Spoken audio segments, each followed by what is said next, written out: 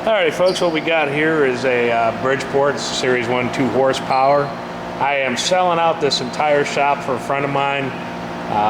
He's going to rent the building. He needs to get the machines out of here. The power feed on this one is the old Bridgeport, I think it's a 6F or whatever. It doesn't work. So if you want a power feed, you're going to probably have to get a new screw and a more modern power feed. I've never had a whole lot of luck with them particular power feeds. So as you can see, it's 2 horsepower. The ways are in so-so condition. It's not bad. It's not in super bad condition. It's not in super good condition. You can still see flaking over most of the way there. The table's in pretty good shape. It's got a few nicks and dings and a couple of holes here, but basically the table's in pretty good shape. It's going to come with all the tools. I'm not going to sit here and separate tools and sell them separate. So you're going to get the Jacobs chuck. You're going to get looks like about 7 collets, 8 collets, and a end mill or a face mill cutter holder. You're buying all these machines as is. If you want me to fix them, say, hey Mike, what's the cost fixed and ready to go, and I'll get you a price. This one here needs a little bit of TLC, but she runs. Got a collet in there. So right now she's in low speed. Honestly, she runs pretty good. Runs better than the other one. The only difference between this and the other mill I got video of in this place is the ways are in a little bit better condition or chrome on the other machine. This is just hard to ground.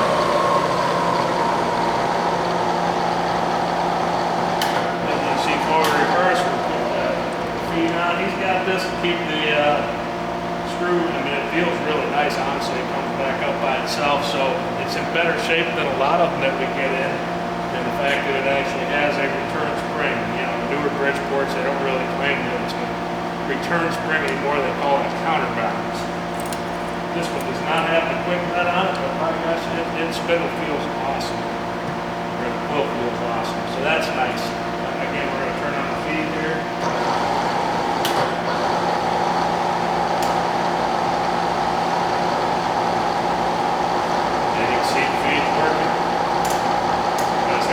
In there to override it, crash or something like that, it'll kick out. So I'm not going to sit here and wait for it to come all the way down. We're going to kick it out. It looks like it needs a little adjustment on that. There you go. So that works just fine. We're going to go ahead and speed her up and slow her down. So she works fine in feed. Put her back in high and let me show it to you. Feed a little bit faster.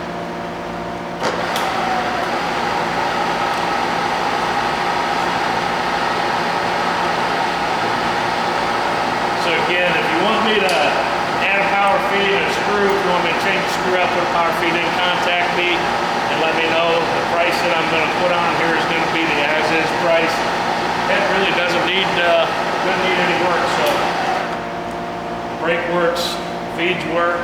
I think there's really basically the only thing that I can say that doesn't work on this is power feed. And again, if you wanted to change this and put like a servo or a dynamo on it, I'm a fan of dynamo. They got the spiral bevel. It's a nice feeling if you have a power feed.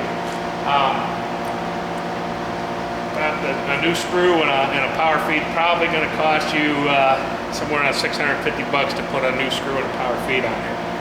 So that's going to end this video of this particular Bridgeport. Pretty nice machine.